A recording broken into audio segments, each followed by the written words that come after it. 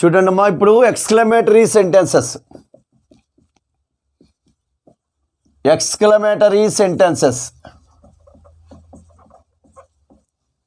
Exclamatory sentences exclamatory sentences అంటే మనకు తెలుసు కదా, ఏంటంటే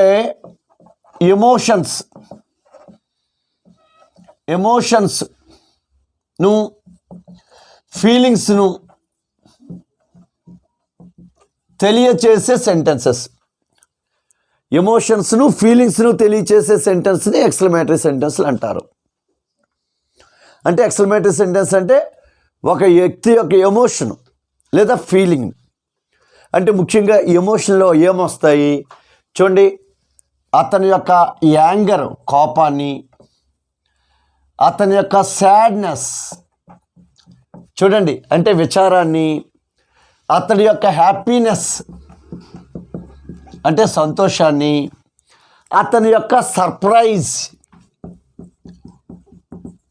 అంటే ఒక వ్యక్తి యొక్క కోపాన్ని యాంగర్, ఒక వ్యక్తి యొక్క విచారాన్ని దుఃఖాన్ని బాధని, ఒక వ్యక్తి యొక్క సంతోషాన్ని ఆనందాన్ని, ఒక వ్యక్తి యొక్క ఆశ్చర్యాన్ని తెలియచేసే వాక్యాలను ఎక్స్క్లమేటరీ సెంటెన్స్లు అంటారు. అంటే ఎక్స్క్లమేటరీ సెంటెన్స్ అంటే ఏంటో చెప్పాము. మరి ఎక్స్క్లమేటరీ సెంటెన్స్ని ఎలా ఉంటాయంటే చూడండి, అంటే చూడండి ఇక్కడ ఇంటర్జెక్షన్స్ ఉంటాయి. ఇంటర్జెక్షన్స్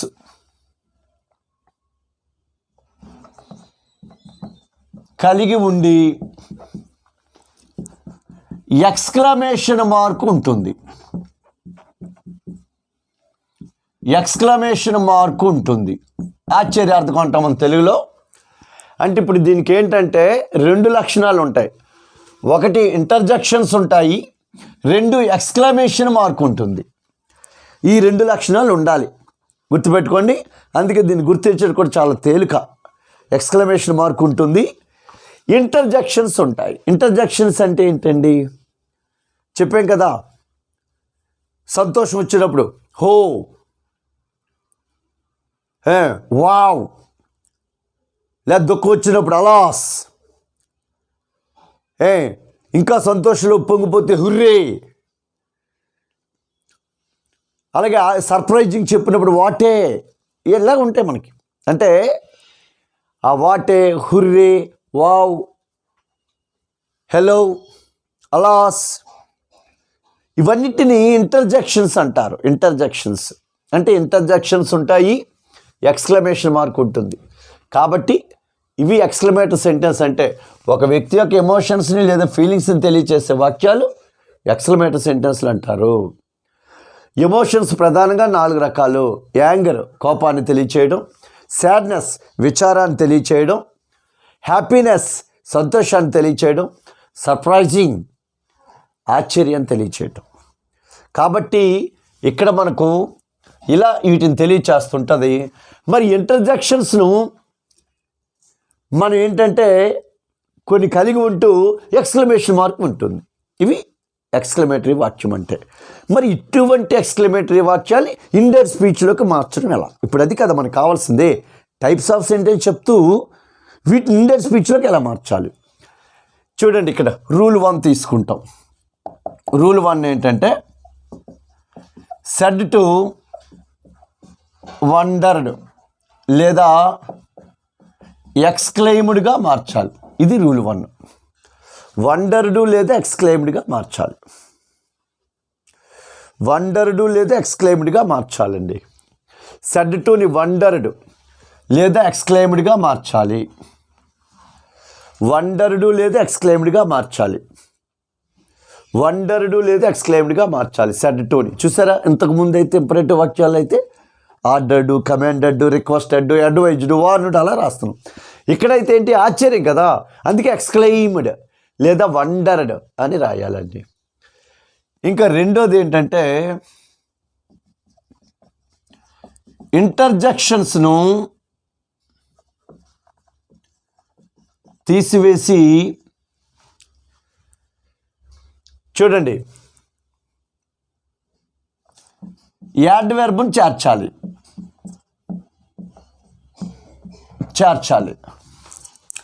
ఇంటర్జెక్షన్ తీసివేసి యాడ్వర్బ్ను చేర్చాలి అంటే ఏంటి చూద్దాం.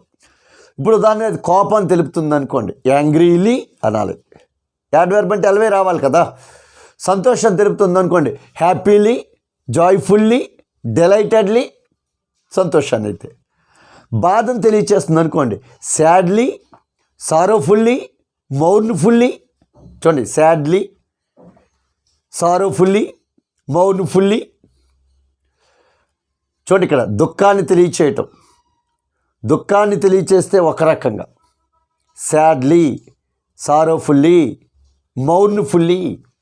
సంతోషం తెలియచేస్తే happily, gladly, GLADLY, gladly, joyfully, delightedly. సర్ప్రైజ్ని తెలియజేస్తుంది అనుకోండి, సర్ప్రైజింగ్లీ, అమేజింగ్లీ. ఇలాగ వీటిని ఎల్వైతో పదం రాయాలన్నమాట. అక్కడ ఏ ఎమోషన్ అయితే కనిపిస్తుందో ఆ ఎమోషన్ని మనం రాయాలి. ఓకే, ఇంకా రూల్ 2 దట్ అనే కంజంక్షన్ ఉపయోగించాలి. సేమ్ దట్ అనే చూసండి, ఫస్ట్ రూల్ లాగే ఫస్ట్ అంటే స్టేట్మెంట్ డిక్లరేటివ్ వాక్యాలు కూడా దట్ వాడతాం. అంటే దట్ డిక్లరేటివ్ వాక్యాలకి ఎక్స్క్లమేటరీ వాక్యాలకి వాడాలి. దట్ అనే కంజంక్షన్ ఉపయోగించాలి. దట్ అనే కంజంక్షన్ ఉపయోగించాలండి. ఇప్పుడు ఒక ఎగ్జాంపుల్ చూద్దామండి. He said, what a nice building it is. What a nice building it is. చూడండి, ఇది వాక్యము. ఇప్పుడు ఈ వాక్యము ఎక్స్క్లమేటరీ సెంటెన్సు. మరి ఎక్స్క్లమేటరీ సెంటెన్స్కి 2 లక్షణాలు ఉంటాయి కదా. ఒకటి ఇంటర్జెక్షన్ ఉంటుంది, 2 ఎక్స్క్లమేషన్ మార్క్ ఉంటుంది. మరి ఇక్కడ ఎక్స్క్లమేషన్ మార్క్ అంటే ఇది కదా, చివరిలో ఉంటుంది ఎక్స్క్లమేషన్ మార్క్. ఇగో ఇంటర్జెక్షన్ అంటే ఇదండి. వాట్ అంటే ఇంటర్జెక్షను, ఎక్స్క్లమేషన్ మార్క్, ఇలా 2 ఉంటాయండి. అంటే ఎక్స్క్లమేషన్ మార్క్లో వాటే, హౌవే, వాటే బ్యూటిఫుల్ అంటాం, హౌవే నైస్ అంటాం, వావ్ అంటాం, లాస్ అంటాం. అన్నీ ఇంటర్జెక్షన్స్. ఇంటర్జెక్షన్ ఉంటుంది, ఎక్స్క్లమేషన్ మార్క్ ఉంటుంది. కాబట్టి ఇది ఎక్స్క్లమేటరీ వాక్యం. మరి ఎక్స్క్లమేటరీ వాక్యంలో మనం ఏం చేయాలి? సెడ్ ఉన్నా సెట్ ఉన్నా ఈ 2 వెర్బులు ఏదో ఒకటి రాయాలి. అందుకని హీ ఎక్స్క్లైమ్డ్ లేదా హీ వండర్డ్, ఈ రెండిట్లో ఏదో ఒకటి రాయాలి. ఎక్స్క్లైమ్డ్ కానీ వండర్డ్ కానీ రాయాలి. చూడండి, సెడ్ ఉన్నా అదే, సెడ్ టు ఉన్నది, ఈ 2 వెర్బులు ఒక వెర్బ్ రాయాలి. ఇప్పుడు what a nice building it is అన్నాడు. చూడండి, what a nice building it is అన్నాడు. గమనించండి, అంటే ఇక్కడ ఒక బిల్డింగ్ చూసి ఆశ్చర్యపోతున్నాడు. ఈ ఆశ్చర్యంలో ఏ ఎమోషన్ కనపడింది? కోపమా, బాధ, సంతోషమా, ఆశ్చర్యమా? అంటే ఆశ్చర్యం. అందుకని సర్ప్రైజింగ్లీ. ఒకవేళ కోపం కనబడింది అనుకోండి, యాంగ్రీలీ. సంతోషం కనబడింది అనుకోండి, హ్యాపీలీ. అలాగే ఒక ఎల్వైతో పదం చేర్చుకోవాలన్నమాట. అదే యాడ్వర్బ్ అంటే. చూడండి, ఇక్కడ రూల్ చూడండి ఒకసారి. సెడ్ ఉన్నా, సెట్ ఉన్నా, వండర్డ్ కానీ ఎక్స్క్లైమ్డ్ కానీ రాయాలి. రెండోది ఇంటర్జెక్షన్ తీసివేసి, అంటే ఇక్కడ వాట్ అనే పదాన్ని తీసివేస్తాం. వాట్ అనే పదాన్ని తీసివేసి ఇంటర్జెక్షన్ తీసివేసి యాడ్వర్బ్ని చేర్చాలి. ఇగోండి, ఎల్వైతో పదం చేర్చాం. అయితే ఇక్కడ ఎల్వై అనేది ఏం చెప్పాను? ఇగోండి, సంతోషం అనుకోండి హ్యాపీలీ, బాధ అనుకోండి సాడ్లీ, కోపం అనుకోండి యాంగ్రీలీ. అలా పదం చేర్చుకోవాలి. చేర్చాక ఏం చేయాలి? ఇప్పుడు చూడండి, దట్ అనే కంజంక్షన్ ఉపయోగించాలి. దట్ అనే కంజంక్షన్ వాడడం. అంటే ఇప్పుడు ఎక్స్క్లైమ్డ్, సర్ప్రైజింగ్లీ దట్. ఇక్కడ చూడండి, మరి వాట్ అనే పదం రాయకూడదు, ఎందుకంటే ఇది ఆశ్చర్యం తెలియజేస్తుంది కాబట్టి సర్ప్రైజింగ్లీ రాస్తాం. ఇంటర్జెక్షన్ రాయకూడదు. ఇంకా మనకి ఏం మిగిలింది? ఏ నైస్ బిల్డింగ్ ఈజ్, అంతే కదా. ఇట్ అంటే నైస్ బిల్డింగే కదా. ఇట్ అంటే నైస్ బిల్డింగ్, ఇట్ ఈజ్ అంటే నైస్ బిల్డింగ్ ఈజ్. అందుకే నైస్ బిల్డింగ్ ఈజ్ అనే పదం ఉంది. అందుకని మనం ఏంటంటే చూడండి, చూడండి ఇక్కడ దట్ ఇట్ ఈజ్కి ఏమవుద్ది, ఇట్ వాజ్ అవుతుంది. ఎందుకంటే ఈజు ఆర్ యామ్ ఉంటే వజ్ వర్ అవుతుంది టేబుల్ 1 చెప్పింది. మళ్ళీ ఇక్కడ టేబుల్తో అవసరం. It was a nice building.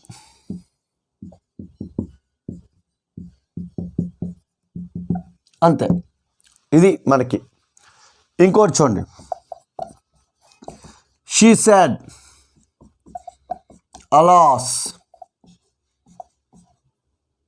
my husband is fainted. Alas my husband is fainted. Alas చూడండి, మై హస్బెండ్ ఈజ్ పెయింటెడ్ అంటే ఇక్కడ మనకు అలాస్ మై హస్బెండ్ ఈజ్ పెయింటెడ్ అన్నప్పుడు అలాస్ అనేది ఆశ్చర్యార్థకం. అంటే ఇక చూడండి ఇక్కడ ఇంటర్జెక్షన్ ఇది. అయ్యో మా ఆయన తెలుగు తప్పోయాడే, మర్చిపోయాడే, కుప్పకూలిపోయాడే అని ఒక ఆవిడ అంటుంది. అలాస్ అంటే అయ్యో అని అర్థం. అయ్యో అంటే మా ఆయన ఫెయింట్ అయిపోయాడు. ఫెయింట్ అయిపోవడం మీన్స్ మర్చిపోవడం, తెలివి లేకుండా పడిపోవడం. ఇప్పుడు ఇక్కడ ఆమెలో మీరు ఏ ఎమోషన్ చూస్తారు? కోపమా, బాధ, సంతోషమా, సర్ప్రైజ్ అంటే బాధ కనిపిస్తుంది. కాబట్టి ఇక్కడ చూడండి, ఎక్స్క్లైమ్డ్ ఆర్ వండర్డ్. ఇక్కడ మనకి ఎమోషన్ ఏం కనిపిస్తుంది? బాధ కల్పిస్తుంది. కాబట్టి సాడ్లీ, చూసారా, సాడ్లీ అంటే షీ ఎక్స్క్లైమ్డ్ సాడ్లీ. ఇందాకేమన్నాం? She exclaimed surprisingly. అక్కడ ఆశ్చర్యం కనిపించింది, ఇక్కడ బాధ కనిపించింది. దట్ అనే కంజంక్షన్ వాడాలి. ఇక్కడ మై హస్బెండ్ ఈజ్ ఫెయింటెడ్. ఎవరు హస్బెండు? ఆమె. ఆమె కాబట్టి మై అనేది ఇక్కడ ఏమవుద్ది? ఆమె యొక్క husband, her husband.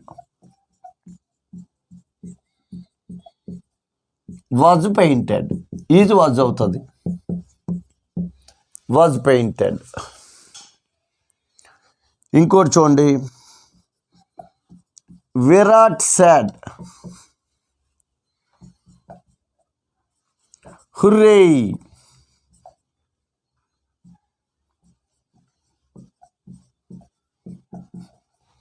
We won the match. Hooray! We won the match. Hooray! We won the match. ఇక్కడ గమనించాలి, విరాట్ అనేవాడు hurray V one the match, హోయ్ మేము మ్యాచ్ గెలిచాము అని. ఇక్కడ హుర్రే అనేది ఎవరైనా ఏదైనా గెలిచినప్పుడు ఆనందంలో చెప్పేది అనమాట. కాబట్టి ఇక్కడ హుర్రే అనేది ఇంటర్జెక్షన్ అండి, ఇక్కడ అలాస్ అనేది ఇంటర్జెక్షన్ అండి, ఇక్కడ వాట్ అనేది ఇంటర్జెక్షన్. ఇక్కడ హుర్రే అనేది సంతోషాన్ని తెలుపుతుంది, అలాస్ అనేది బాధను తెలుపుతుంది, వాట్ అనేది సర్ప్రైజ్ని తెలుపుతుంది. కాబట్టి విరాట్ ఎక్స్క్లైమ్డ్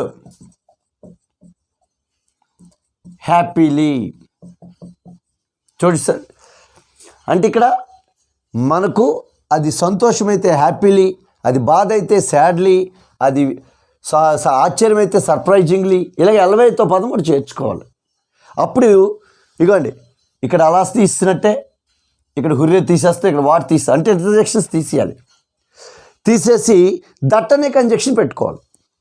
దట్ దట్. ఇప్పుడు చూడండి, వీ వన్ ద మ్యాచ్, మేము మ్యాచ్ గెలిచాము అన్నాడు. మ్యాచ్ గెలిచింది ఎవరు? మేము అన్నాడు. మేము అంటే విరాట్ వాళ్ళును. అంటే ఇక్కడ వీ అనేది ఇక్కడ విరాట్ థర్డ్ పర్సన్ కాబట్టి వీ దే అవుతుందండి. వీ దే అవుతుంది. తర్వాత విన్కి 3 రూపాయలు చూడండి. విన్ వెర్బ్ 1 అండి, 1 వెర్బ్ 2 అండి, 1 వెర్బ్ 3 అండి. ఎందుకంటే మనకు రూల్ ఉందండి, ఇక్కడ కానీ విన్ అని ఇస్తే మనం 1 రాయాలి, అంటే వెర్బ్ 1 ఇస్తే వెర్బ్ 2 రాయాలి. టేబుల్లో ఇచ్చాను చూడండి, వెర్బ్ 1 ఇస్తే వెర్బ్ 2 రాయాలి, కానీ వెర్బ్ 2 ఇస్తే హ్యాడ్ ప్లస్ వెర్బ్ 3 రాయాలి. అందుకే హ్యాడ్ 1 రాయాలి. Had one the match. Had one the match. చూడండి ఇక్కడ అంటే మనం ఏం చేయాలి, వండర్డ్, ఎక్స్క్లెయిమ్డ్ ఈ రెండు వెర్బులే ఉపయోగించాలి. వండర్డ్ కానీ ఎక్స్క్లెయిమ్డ్ కానీ చూసుకోండి. తర్వాత చెప్పాను కదా, యాంగ్రీలీ, సాడ్లీ, హ్యాపీలీ, సర్ప్రైజింగ్లీ ఇలాగ ఎల్వైతో పదం చేర్చుకోవాలి. అక్కడ ఏ ఎమోషన్ కనపడితే ఆ ఎమోషన్తో దట్ పెట్టేస్తాం. ఆ సెంటెన్స్ మామూలుగా మోడల్ 1 మార్చినట్టే, ఇందులో ఏమి కొత్తదాన్ని మేము కనిపించదు. అంటే డిక్లరేటివ్ సెంటెన్స్ లాగే దట్ పెట్టాకంతా డిక్లరేటివ్ సెంటెన్స్ లాగే. కాకపోతే ఒకటే చూడండి, ఇంటర్జెక్షన్స్ తీసేయాలండి. ఇంటర్జెక్షన్స్ తీసేయాలి. సబ్జెక్టు వెర్బ్ ఎక్కడుందో ముందు అవి రాసుకెళ్ళిపోవాలన్నమాట. ఇటువంటి ఇక్కడ ఇట్ ఈజ్ ఉంది, అందుకే ఇట్ వాజ్ అయిందనమాట. సబ్జెక్ట్ ఇక్కడ మై హస్బెండే సబ్జెక్ట్ కాబట్టి హర్ హస్బెండ్ ఈజ్ వాజ్ అయింది. ఇక్కడ వీ సబ్జెక్ట్, వీ అంటే విరాట్ వాళ్ళ టీం కాబట్టి దే అవుతుంది. ఇక్కడ వెర్బ్ 2 ఉన్నది కాబట్టి had plus verb 3, had one that match. ఇలా మనకి ఏంటంటే ఎక్స్క్లమేటరీ వాక్యాలు చేస్తాము. అయితే ఎక్స్క్లమేటరీ వాక్యాల్లోనే మరొక అంతర్భాగం ఏంటంటే ఆప్టేటివ్ సెంటెన్స్ అంటారు. అందుకే కొన్ని గ్రామర్ పుస్తకాల్లో సెంటెన్స్లు 5 రకాలని కూడా ఇస్తుంటాడు. దాన్ని 5వ రకంగా చెప్తుంటాం, ఆప్టేటివ్. అది ఇందులో భాగమే యాక్చువల్గా. అందుకే ఈ ఆప్టేటివ్ సెంటెన్స్లో ఎలా ఉంటాయి, వీటిని ఎలా మార్చాలో ఇవి కూడా మనం డిస్కస్ చేద్దామండి.